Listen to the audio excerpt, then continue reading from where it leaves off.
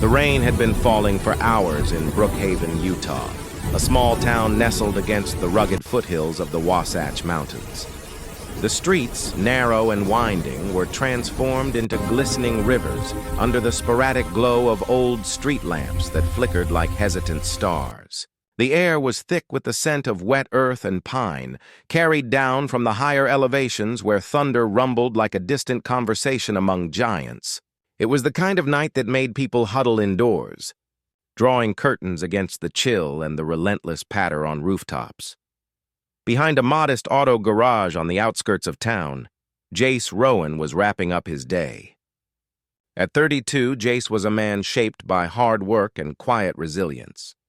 His flannel shirt, faded from countless washes, had its sleeves rolled up to his elbows, revealing forearms marked with the dark smudges of grease and oil, badges of his trade.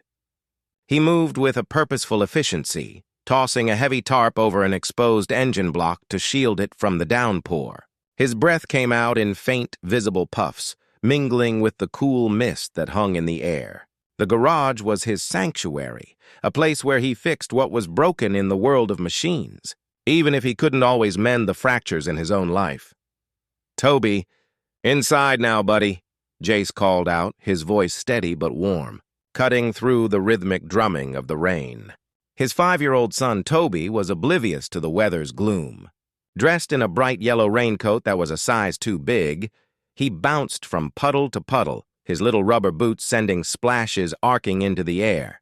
To Toby, this was pure joy, a playground crafted by nature itself. His laughter echoed faintly, a bright note in the otherwise somber evening. But then Toby's voice shifted, dropping from playful exuberance to a tone of genuine curiosity, tinged with just a hint of wariness. "But, Daddy, someone's in the truck!"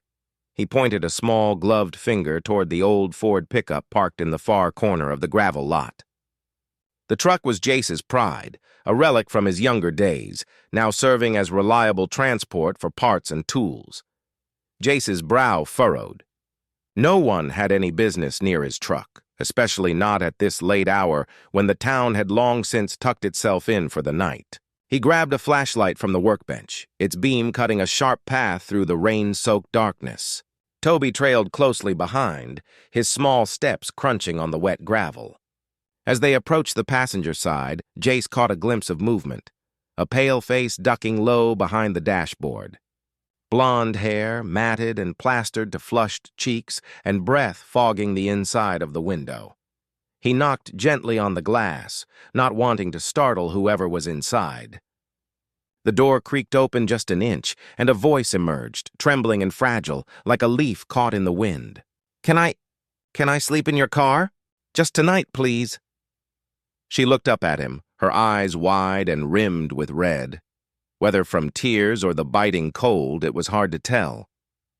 Her tailored blazer, once crisp and professional, was now streaked with mud and soaked through at the shoulders. Dirt clung to the hems of her expensive-looking trousers, and her high heels were encrusted with dried clay, as if she'd trudged through fields or back roads to get here. Her hands clutched the seatbelt strap like a lifeline, shaking visibly. Jace stood there, momentarily frozen, his mind racing to process the scene. Who was this woman? What had brought her to hide in his truck on a night like this? Before he could form words, Toby stepped closer, his young voice barely above a whisper but filled with innocent empathy. "Daddy, she's scared!" That simple observation pierced Jace's shock. His heart skipped a beat as he looked back at the woman. She didn't move, didn't blink.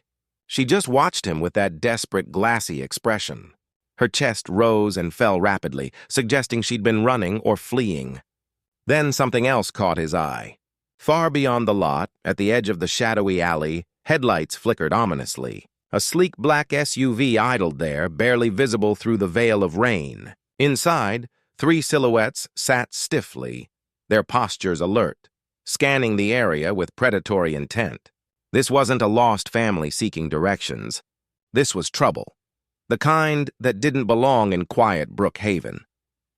Jace's instincts kicked in, honed from years of protecting what was his. He turned sharply to his son. "Toby!" he said in a low, urgent tone, kneeling down to meet the boy's eyes. "Remember the old hose trick?" Toby's face lit up with mischievous recognition, the fear in the air not yet touching his child's world. "Operation Flood! That's the one." Without hesitation, Toby scampered to the side of the garage, yanking on a rusted spigot. Water burst forth in a wild arc, spraying across the lot. A nearby hose, deliberately left loosely connected, disconnected completely, adding to the chaos with a flailing stream.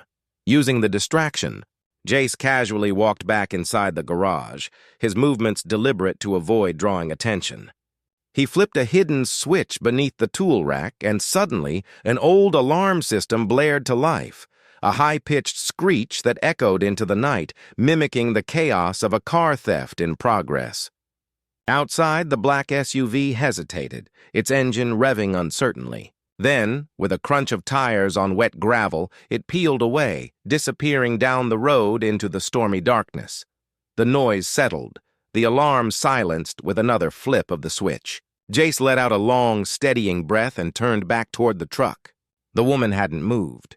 She remained huddled there, her face now streaked with fresh tears that blended seamlessly with the rainwater trailing down her cheeks. "All right," he said quietly, pulling open the door with gentle firmness. "You're coming inside." "You're freezing." She didn't argue. Slowly, she slid out, her legs wobbling slightly in those impractical heels on the uneven gravel. Jace caught her elbow instinctively, steadying her. "Careful," he murmured, his touch brief but reassuring. As they entered the garage, the warmth from the lingering heat of the day's work enveloped them. Jace draped a dry shop blanket over her shoulders, its rough fabric a stark contrast to her refined attire. Toby, ever the little helper, fetched a cup of warm cocoa from the tiny break-room kettle, holding it out with serious concentration, as if it were the most important task in the world. She accepted it gratefully, cradling the mug like it was made of precious gold, the steam rising to warm her face. "I'm Jace. That's my boy. Toby," he introduced, keeping his tone neutral, not pressing for details. She hesitated, her fingers tightening around the cup as if drawing strength from its warmth. "Camilla," she said finally, her voice soft and hoarse. "Camilla Hartley." The name didn't register with Toby, who was already back to his puddle-stomping dreams, but it hit Jace like a freight train. Hartley, as in Hartley Biotech, the pharmaceutical giant that had been splashed across news headlines for months. Scandals involving stock manipulations, boardroom dramas, and whispers of ethical lapses in clinical trials. He'd caught snippets on the radio while working under hoods, but here she was, not in a high-rise office, but in his humble garage, looking nothing like the powerful CEO the media portrayed. Her perfect hair was now tangled and soaked, her eyes haunted by something far deeper than the storm outside. Jace didn't pry. Instead, he glanced at Toby, who had curled up on the workbench with a pillow, sketching trucks in his notebook under the dim light. Then back at the woman, Camilla. "You're safe here," he said simply, meaning every word. Her eyes filled with tears again, and she gave a shaky nod. Outside, the rain intensified, hammering the roof like insistent fingers. But inside that little garage, under the buzz of flickering fluorescent lights and the mingled smells of engine oil and cocoa, something warm had begun to settle, a fragile sense of sanctuary amid the chaos. The next morning dawned with the rich aroma of freshly brewed coffee drifting through the air, cutting through the remnants of the night's chill. Camilla stirred on the worn couch in the small living area attached to the garage, blinking against the soft light filtering through cracked window blinds. She realized she was wrapped in a fleece blanket adorned with cartoon stars. A child's blanket. No doubt Toby's. A sticker of a smiling monster truck clung to her sleeve. A whimsical remnant of the boy's world. She exhaled slowly, the tension in her body easing just a fraction. This wasn't her usual hotel suite or high-rise apartment with designer sheets and panoramic city skylines. It was just four walls, the faint hum of an old refrigerator, and a sense of safety she hadn't felt in weeks. She sat up, catching her reflection in the dark screen of an old TV. Her hair was still damp, now a wild mess of curls. Mud streaked the cuffs of her tailored pants, and her once white blouse was grayish from the ordeal. She looked nothing like the CEO who commanded boardrooms and negotiated multi-million-dollar deals. Voices floated from the adjoining room, light everyday sounds that felt foreign yet comforting. "You're squishing the wheels again, Daddy." "I'm not squishing anything." "I'm flipping eggs." Camilla rose quietly and peeked around the corner. The kitchen was small but alive with activity. Jace stood at the stove, his flannel sleeves rolled up as always, handling a skillet with focused ease. His dark hair was tousled from sleep, and his jaw bore the rough edge of a missed shave. At the table, Toby was immersed in his crayons, his tongue poking out in concentration as he created his latest masterpiece. Camilla stepped into the room, her presence drawing their attention. Jace glanced up and gave her a quiet nod. "Morning. Coffee's fresh."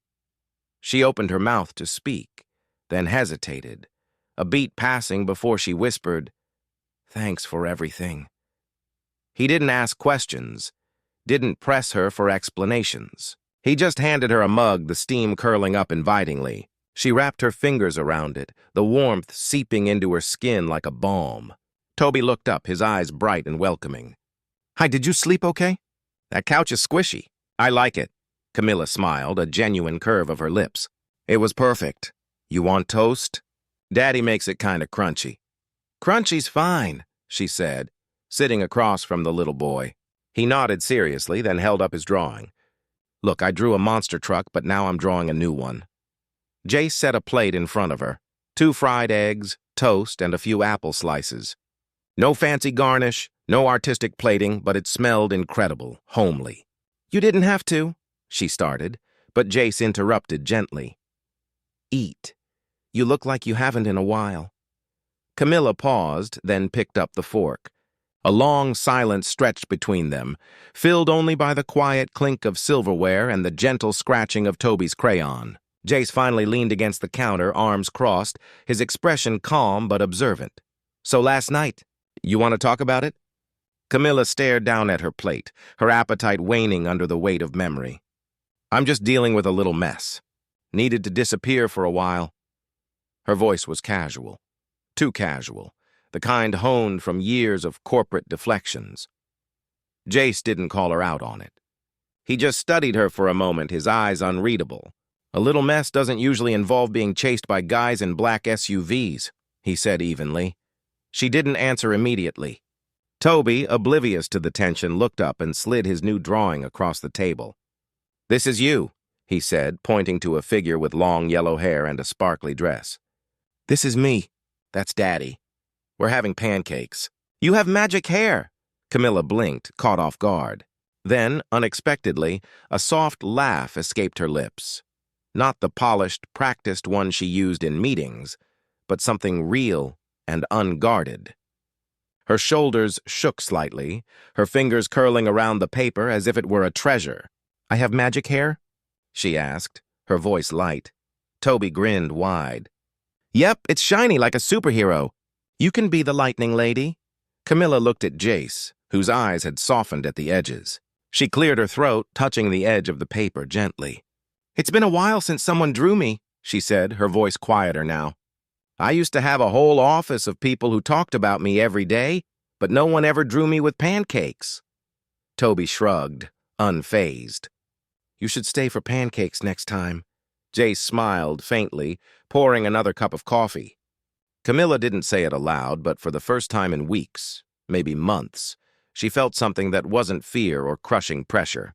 She felt seen, not as a title or a threat, but as a person. The first morning blended into a second, then a third. By the end of the week, Camilla was still there, an unexpected fixture in the garage's daily rhythm. She didn't explain her prolonged stay, and Jace didn't demand answers. She slept on the couch, helped with breakfast, and gradually integrated herself into the simple routines. It was odd at first, watching a woman who had likely signed million-dollar contracts now crouch beside toolboxes, wiping grease off clipboards or alphabetizing spare parts in the storage room. But she did it with a quiet focus, not out of obligation or pride, but out of a deep-seated need for normalcy, for purpose beyond the corporate grind. Jace observed her from afar at times, noting how her hands, once manicured for handshakes with investors, now bore small cuts and oil stains. She moved with a grace that spoke of confidence. Yet there was a vulnerability in her eyes, a shadow that hinted at the storm she had fled. Toby, in his innocent way, treated her like a new playmate, showing her his collection of toy trucks and enlisting her in his imaginative games. On a Tuesday afternoon, the sun peeked through the clouds, casting a warm glow over the garage. Camilla stood under a lifted pickup truck, holding a wrench the wrong way, her brow furrowed in concentration. "Wait, why isn't this twisting?"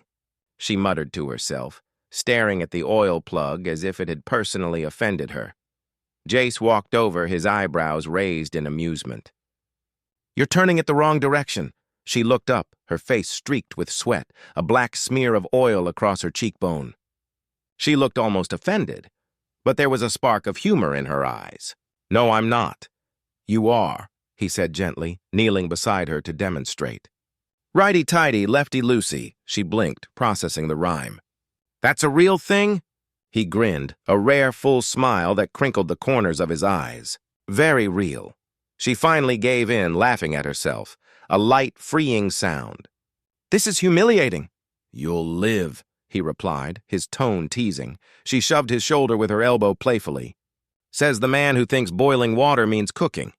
That night, Jace attempted to make spaghetti for dinner.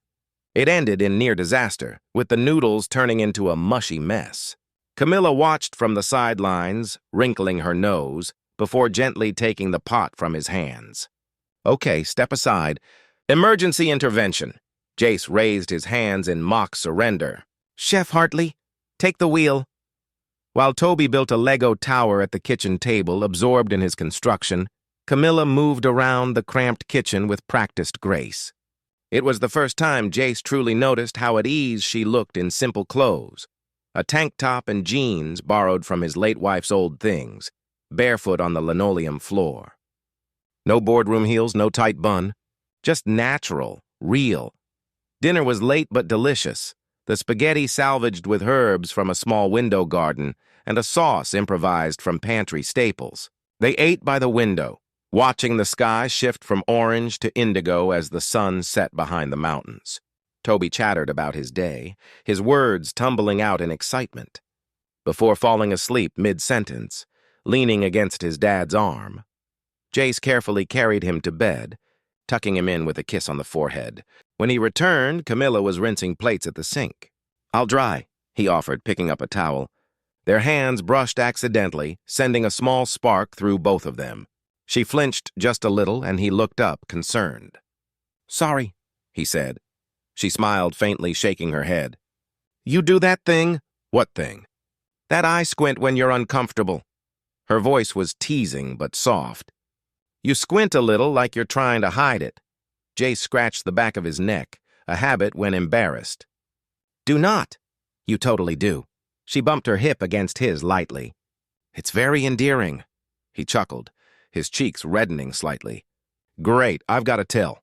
"Don't worry," she whispered, her eyes meeting his. "Your secret's safe." Later that night, Camilla sat on the back porch, wrapped in one of Jace's oversized flannel shirts to ward off the evening chill. The stars were faint through the cloudy sky, but the air was crisp and quiet, carrying the scent of distant rain. Jace came out with 2 mugs, steam rising from them. "I made tea," he said, placing one beside her on the wooden railing.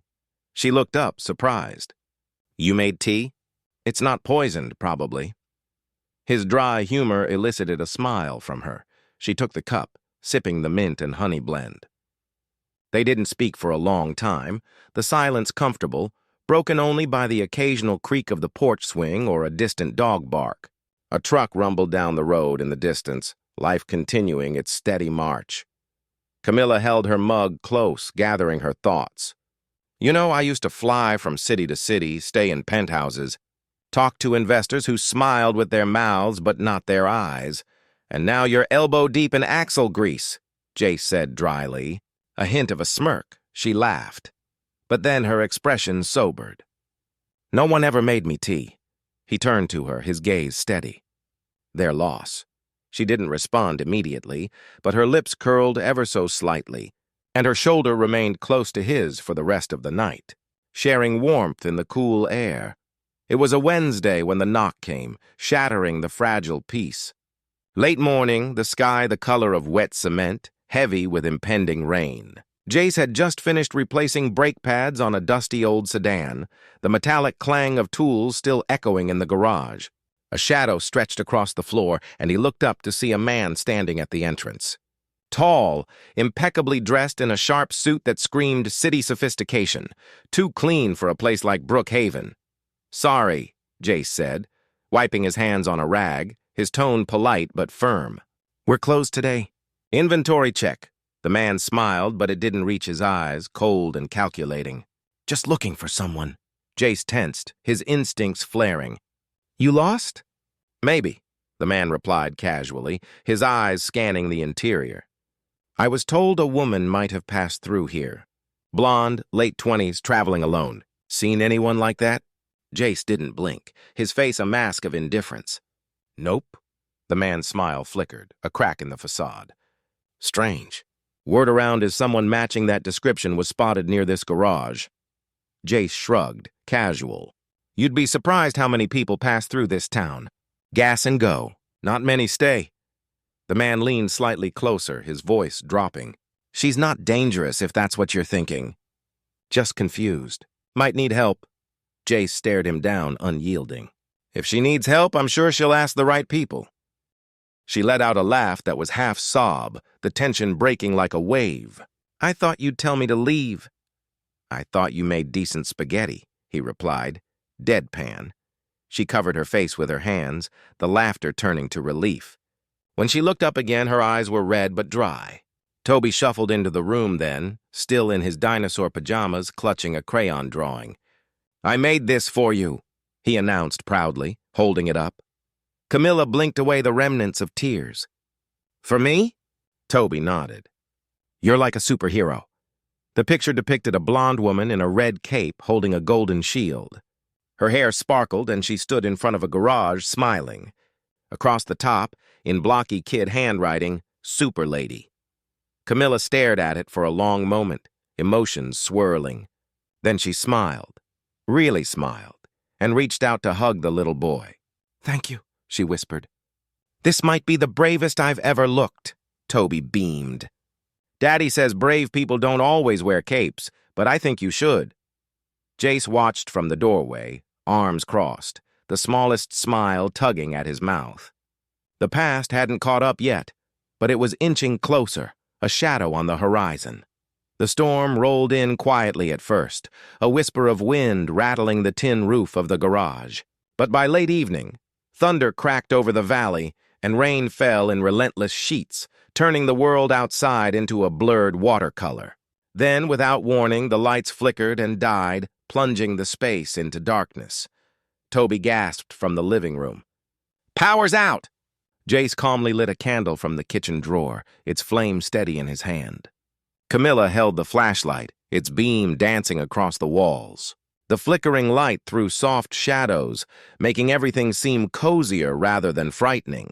"We'll be fine," Jace said, handing Toby the candle with a wink. "You know what this means?" Toby's eyes lit up, fear forgotten. "Blanket fortnight." Within minutes, the living room transformed into a glowing cavern.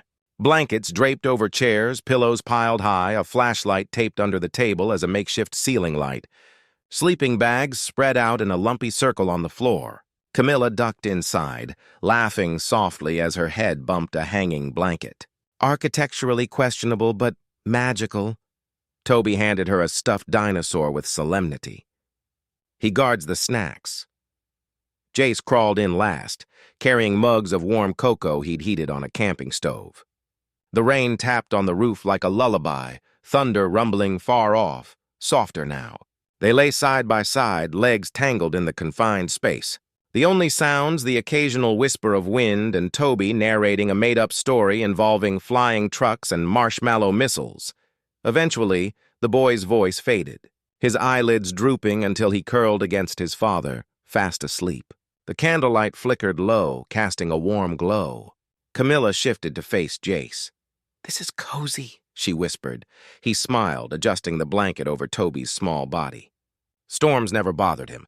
He just wants company. Camilla watched the sleeping child for a moment, her expression softening. When I was his age, I didn't have blanket forts.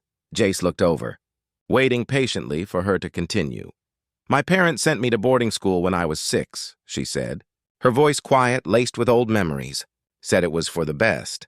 I learned how to fold socks and recite Latin before I learned how to braid my own hair. She hesitated, tracing a pattern on the blanket. I wasn't scared of the dark. I was scared of silence, of no one noticing if I disappeared. Jace didn't interrupt, giving her the space to unfold. I used to hide in the laundry room just to hear the machines hum. It felt like someone breathing nearby, like I wasn't alone.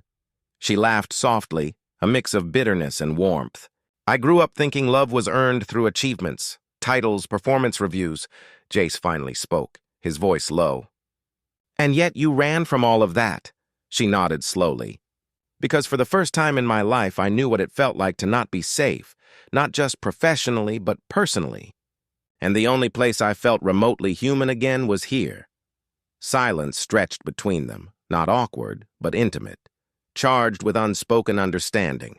I'm sorry, she said suddenly. That was too much. It wasn't, Jace replied. You're allowed to be tired. Even strong people get tired, Camilla smiled faintly. You're too kind, he shook his head. I'm just honest. She shifted again, this time closer, their arms nearly touching. What about you? Jace looked at his sleeping son, then back at her. My wife Delia was the brave one.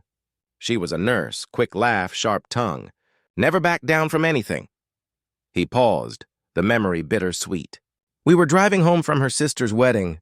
Rain just like tonight. A truck didn't stop.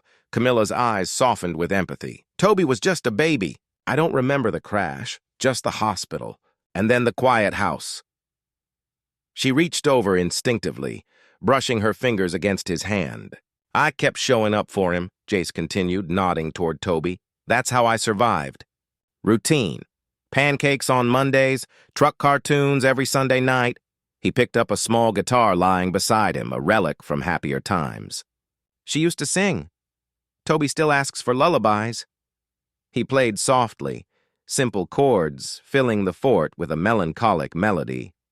His voice joined in, low and steady, a soothing tune that spoke of loss and enduring love. Camilla watched, mesmerized, as his fingers moved across the strings. Toby stirred once but settled deeper into sleep. When the last note faded, Jace's eyes were closing, his breathing slowing. Camilla reached out, her fingers brushing a stray curl from his forehead. She gently tucked the blanket around his shoulder, her touch lingering. You have a way of making people feel safe, Jace, she whispered, her voice barely a breath. She lay down beside them, eyes fixed on the dim ceiling of their little fort, candlelight dancing above. Outside, the rain eased, the storm moving on. But inside those blanket walls, 3 hearts beat in quiet harmony for the first time. Not just safe, but slowly healing. The afternoon sun filtered softly through scattered clouds, casting a peaceful hue over the day. Camilla was at the workbench, organizing invoices with meticulous care, occasionally glancing out to where Toby played with chalk on the concrete driveway. His drawings were elaborate, spaceships and trucks merging into fantastical vehicles. Jace was under the hood of a dusty pickup, humming a faint tune, his tools clinking rhythmically. Every now and then, he'd call out, "You okay out there, bud?" Toby would chirp back, "I'm drawing a tow truck spaceship."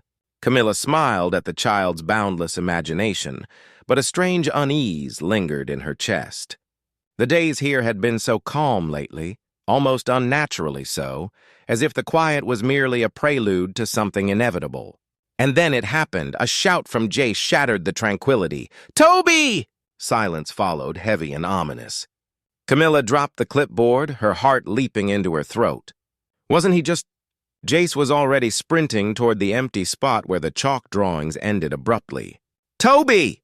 No reply, just the wind rustling through the trees beyond the garage.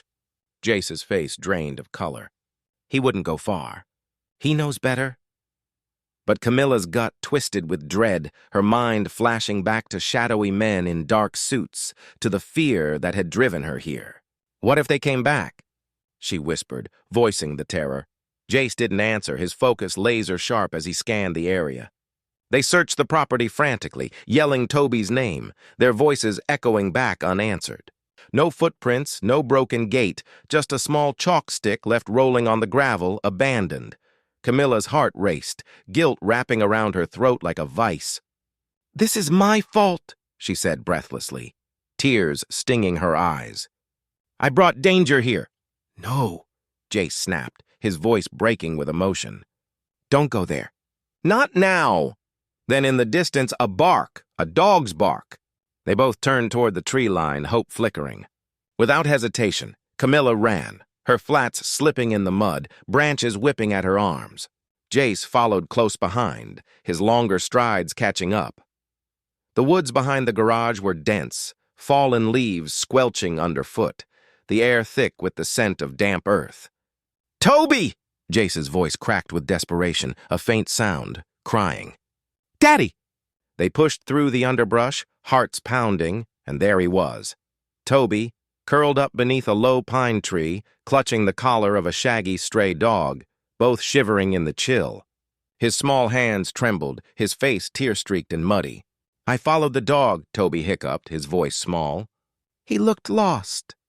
Camilla didn't think. She tore off her blazer, expensive fabric be damned, and wrapped it tightly around his tiny body. Her arms encircled him, holding him close as he sobbed into her shoulder. "It's okay," she whispered, rocking him gently. "You're safe now." Jace reached them seconds later, collapsing to his knees in relief. He pulled both of them into his arms, the rain beginning to drizzle through the trees above. "I thought I lost everything again," he murmured, his voice cracking against Toby's damp hair. "I thought—" Camilla looked up at him, her own tears mixing with the rain. She didn't say a word. She didn't need to. They stayed like that for long moments. Three figures entwined in panic, relief, and something deeper, unnamed yet palpable. When they finally walked back to the house, Toby sleepy in his father's arms, Camilla trailing beside them, barefoot and muddy, it wasn't just the boy who'd been found. It was something else, too, something precious, fragile, and real, budding in the midst of adversity. The morning air was heavy with silence the next day. No birds chirped, no engines hummed in the distance, not even Toby's usual morning tunes. Just the quiet thud of Camilla's boots as she stepped out of the garage, a packed duffel bag slung over her shoulder. Jace leaned against the doorway, arms crossed, his eyes unreadable as he watched her prepare to leave. He hadn't asked questions when she'd told him her decision the night before, after the scare in the woods. He hadn't needed to. It was etched in her determined expression. "I have to stop hiding," she said now softly but firmly. "This isn't just about me anymore. It's about doing what's right." Jace nodded once, respecting her resolve. "You sure you're ready for what comes next?" "No," she admitted, zipping up her jacket with a trembling hand. "But I'm sure I can't live like a ghost." The jacket was the same blazer Toby had been wrapped in, now cleaned but still faintly stained at the hem, a reminder of their shared trials. "Now I have the flash drive," she continued, patting her pocket. "Everything they covered up, embezzlement, illegal trials, offshore laundering, it's all there." "You'll need protection," Jace cautioned. "I have a lawyer, and the press is already waiting. Once this goes public, they can't touch me." There was pride in her voice, mingled with underlying fear. Camilla Hartley, CEO of Hartley Biotech, was about to become a whistleblower against her own empire. Jace walked back into the house without a word. For a moment, Camilla thought perhaps he was sparing them both the pain of goodbye. But he returned with something small in his hand. A child's handkerchief, sky blue, with uneven stitching along the edge, a crude sun embroidered in one corner. "Toby made this for me after his mom passed," he explained. "Said I should always have something soft to hold when things get hard." Camilla took it slowly as though it might disintegrate. Her throat tightened. "You're giving this to me?" "I think it's your turn now," he said. "You've already earned it." Tears pricked her eyes. She tucked it into her coat pocket with reverence. Behind them, the screen door creaked open. Toby stood there in his rocket pajamas, holding a peanut butter sandwich, blinking sleepily. "Are you leaving?" he asked, his voice small. Camilla crouched down, brushing his hair back gently. "Just for a little while, champ. I have to go help fix something important." He nodded solemnly. "Like when Daddy fixes big engines." Exactly like that. She pressed a kiss to his forehead, then stood. Her eyes met Jace's one last time. "If I get through this, when I get through this," she corrected, smiling faintly, "I'd like to come back. Maybe in time for dinner." Jace didn't smile, but his voice was warm and steady. "There'll be a plate waiting." She hesitated, then stepped closer. Without overthinking, she leaned in and kissed his cheek. Light, soft. The air between them stilled, charged with promise. "Goodbye, Jace." He watched her walk down the gravel path toward the highway where a black sedan waited, hired by her lawyer. She didn't look back, but Jace remained in the doorway long after the car vanished, her name echoing in his mind like a vow, Camilla Hartley. It had been 62 days. Jace knew because he had marked each one silently, flipping the garage sign from close to open at dawn and back at dusk. Life had continued in its quiet rhythm, repairs, Toby's schoolwork, evening stories. But there was an emptiness, a spot left vacant. This morning felt like any other until the crunch of tires on gravel announced a visitor. A silver SUV pulled up, not flashy but practical. The driver's door opened and Camilla stepped out. No designer heels or power suit, just a soft blue sweater, jeans, and a canvas bag over her shoulder. Her hair was in a loose ponytail. She looked calm, grounded, whole. Toby saw her first, dropping his crayon mid-doodle and sprinting toward her like a rocket. "You came back!" he shouted, arms wide. "I saved your parking spot every day. Daddy told me it's still yours." Camilla bent low, scooping him into a hug, her laughter mingling with happy tears.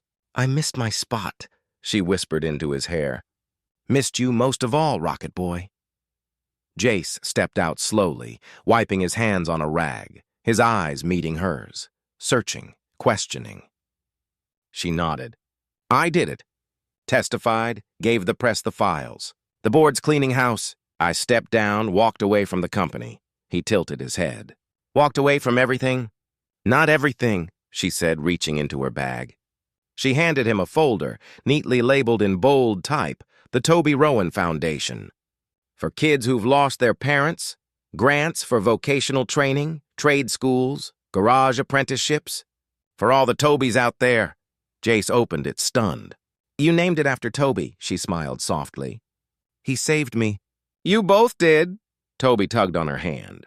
"Does that mean you're staying now?" Camilla crouched beside him, brushing hair from his forehead. "If your dad says there's still a spot for me."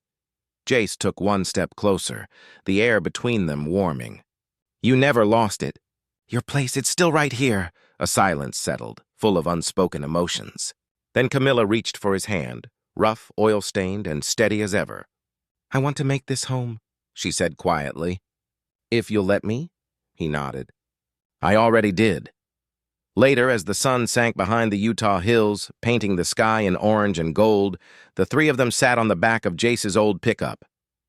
Burgers wrapped in foil, lemonade in mason jars, Toby perched between them with a ketchup smear on his cheek. Fireflies blinked lazily in the tall grass, adding magic to the evening. Camilla leaned her head on Jace's shoulder. He didn't flinch. Instead, he wrapped an arm around her. She didn't have to whisper anymore. She was home. Sometimes a whisper in the dark, in the rain, can lead you straight back to the place you were always meant to be. A place where someone's been saving your spot just for you, where kindness changes everything and love finds its way home.